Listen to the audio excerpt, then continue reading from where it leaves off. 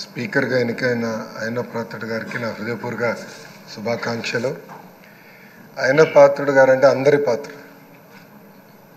ఎప్పుడూ ప్రజల గురించే ఆలోచించే వ్యక్తి. అధికారంలో ఉన్న ప్రతిపక్షంలో ఉన్న ప్రజల సమస్యలు ఎట్లా పరిష్కరించాలని ఆలోచించే వ్యక్తి అయ్యన్న పాత్రుడు గారు. అయ్యన్న పాత్రుడు గారు అంటే ఒక పోరాటం, ఒక పౌరుషం. ఇప్పుడే పవనన్న అన్నట్టు క్షణికావేశం కూడా ఉండేది, ఇప్పుడు ఇంకా అవకాశం లేకుండా పోయింది.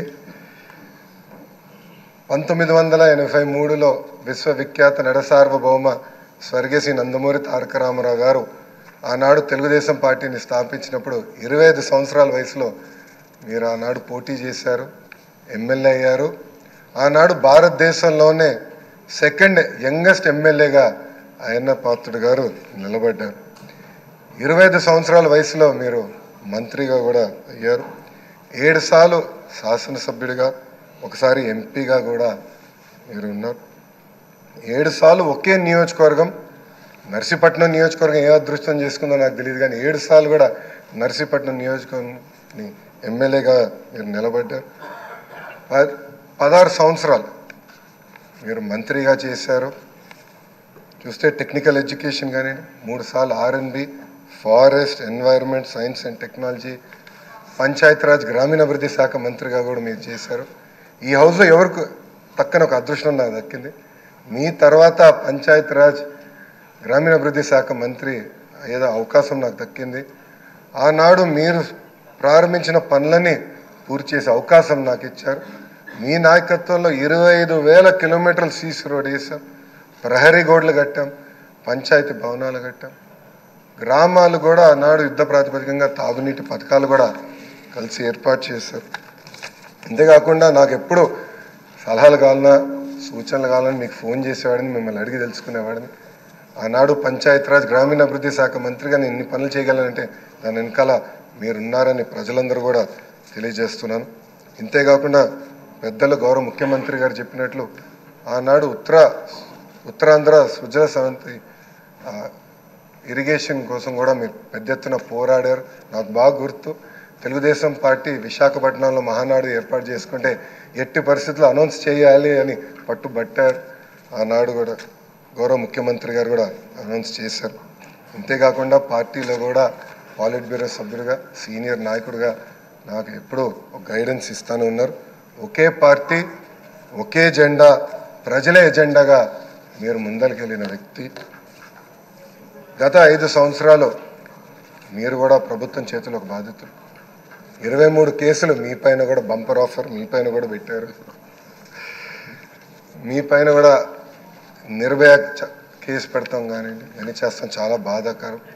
ఆనాడు కావాలని ఇల్లు ఇల్లీగల్గా ఉందని కోర్టు కూల్చొద్దు అని చెప్పినా కూడా అతి ఉత్సాహంతో అధికారుల్ని, పోలీస్ సోదరులను పంపించి మీ ఇల్లు పైన కూడా దాడి చేశారు, కుటుంబం పైన దాడి చేశారు. మీ భార్య కానీ 2 అబ్బాయిలు కూడా బాధితులై ప్రభుత్వం చేతుల్లో. ఆనాడు నేను నర్సీపట్నంకు వెళ్ళాను, కుటుంబాన్ని కలిసినప్పుడు వాళ్ళని ఒకటే అడిగాను, ఇక్కడికి మీరు ఎందుకు వచ్చారు, మీ అవసరం రాష్ట్రానికి ఉంది, ఏం పర్వాలేదు, అయ్యన్న పాత్రుడు గారు పోరాడతారు, ఎక్కడికి వెళ్ళరు, మీరు వెళ్ళి అందరు కార్యకర్తల్ని కాపాడండి అని తల్లి కూడా నాకు చెప్పడం జరిగింది. నేను అది ఎప్పుడూ మరవలేను. రాజకీయాలు చూసి పెరిగిన వ్యక్తి. ఒకప్పుడు శాసనసభ జరుగుతుందంటే రాత్రి 2-3 వరకు కూడా జరిగేది. ముఖ్యమంత్రి గారు, ప్రతిపక్ష నేత హోరాహోరీగా చర్చలు చేశారు. యువకులుగా మేమందరం చూసేవాళ్ళం. ఉందాతనంగా సభ జరిగేది. ఎవరన్నా స్పీడ్గా మాట్లాడినా రెండో రోజు సభకొచ్చి కొంచెం స్పీడ్గా మాట్లాడడం, క్షమించండి అని కూడా కోరిన రోజులు అందరం చూసాం. కానీ గత 5 సంవత్సరాలు అన్నీ లేకుండా పోయినాయి. ప్రజలు కూడా ఒక మాటలో చెప్పాలంటే శాసనసభని అసహించుకునే పరిస్థితి వచ్చింది. ఇది చాలా చాలా బాధాకరం. ఇక్కడ చాలామంది మొదటిసారి శాసనసభ్యులు ఉన్నారు. మీ నాయకత్వంలో నేర్చుకునేదానికి మేము ఈ హౌస్కి వచ్చాం. సభ సాంప్రదాయాలు ఏంటి, ఎలా ముందలు తీసుకెళ్ళనేది మీరు మమ్మల్ని అందరినీ గైడ్ చేయండి. యంగ్స్టర్స్గా గతంలో ఎట్లయితే సభ జరిగేదో, పెద్దలు ఎలా ఈ సభని నిర్వహించారో నేర్చుకోవాలన్న ఆలోచనతో మేమందరం ఇక్కడికి వచ్చాం. మీ ప్రోత్సాహం ఎప్పుడు మాకు ఉండాలని మిమ్మల్ని అందరినీ అధ్యక్షుల వారిని నేను కోరుతున్నాను. అంతేకాకుండా మాకు నాయకత్వం అందించండి, లీడర్షిప్ ఇవ్వండి. హౌస్ని మేమందరం మీరు చెప్పిన మాట మీద నిలబడతాం. గౌరవ ముఖ్యమంత్రి గారు మన మంత్రులు కలిసినప్పుడు మాకు చెప్పారు, ప్రతిపక్ష హోదా లేకపోయినా, ప్రతిపక్ష ఇక్కడ ఈరోజు హౌస్కి రాకపోయినా మనమే ప్రతిపక్షం అనుకోవాలి. ప్రజల తరపున నిలబడాలి, ప్రజల తరపున పోరాడాలి, ప్రజల సమస్యలు తెలుసుకోవాలి, ప్రజలు కావాల్సిన చట్టాలు మనం తీసుకురావాలని చాలా స్పష్టంగా చెప్పారు. దానికి మీ సహకారం చాలా చాలా అవసరం అని మిమ్మల్ని నేను కోరుతున్నాను. అయ్యనాథ్ పాత్రుడు గారిపైన ఎన్ని కేసులు పెట్టినా, ఎన్ని రకాలుగా హింసించినా ఆయన ఒకే మాట చెప్పేవారు, నేను తగ్గేదే లేదనేవారు. అహర్నిశలు పోరాడేవారు. గన్నవరం సభలో కూడా మీరు ఆనాడు వచ్చి మాట్లాడితే కూడా మరుసటి రోజు మీ పైన కేసు పెట్టి నాన్ బెయిలబుల్ వారెంట్ కూడా ఇష్యూ చేస్తాం చూసాం. కానీ అయ్యన్న పాత్రుడు ఎప్పుడు తగ్గలేదు, ఎప్పుడు పోరాడితే ఉన్నారు. ఆ స్ఫూర్తిని మేము అందరం కూడా హౌస్కి తీసుకెళ్తాం. మీ దగ్గర నుంచి మేము చాలా నేర్చుకోవాల్సిన అవసరం ఉంది. సో మా లాంటి యువకుల్ని ఈ హౌస్లో మీరు గైడ్ చేయాలని ఈ సభాముఖంగా కోరుకుంటూ నాకే అవకాశం ఇచ్చిన మీకు నా హృదయపూర్వక నమస్కారం.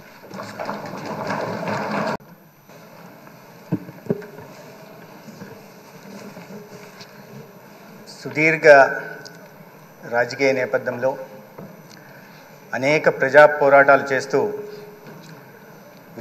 ఉత్తరాంధ్ర ఉద్యమ స్ఫూర్తికి ఊపిరిగా నిలిచిన పెద్దలు శ్రీ చింతకాయల అయ్యన్న పాత్రుడు గారు ఇవాళ ఆంధ్రప్రదేశ్ శాసనసభకి సభాపతిగా ఎన్నికైన సందర్భంగా శుభాకాంక్షలు తెలియజేస్తున్నాను.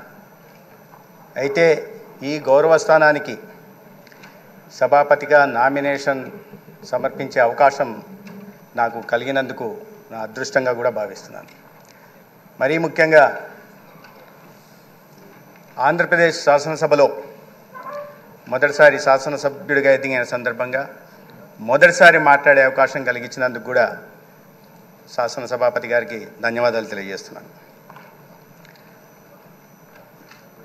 సుదీర్ఘ రాజకీయ జీవితానికి ఆ క్రమంలో అనేక ప్రజల పక్షాన అనేక అన్యాయాల్ని అక్రమాల్ని ప్రశ్నిస్తూ మరీ ముఖ్యంగా గత 5 సంవత్సరాలు ఒక అరాచక పాలనకు మారుపేరుగా నిలిచిన ప్రభుత్వం చేసిన దాడులని దౌర్జన్యాల్ని ఎదుర్కొంటూ ఆ ప్రతికూలతను కూడా ఎదుర్కొంటూ ప్రజల పక్షాన నిలిచి ప్రజల గొంతుకై ఉత్తరాంధ్ర సమస్యల్ని ఆంధ్రప్రదేశ్లో ఎలుగెత్తించాటిన మీకు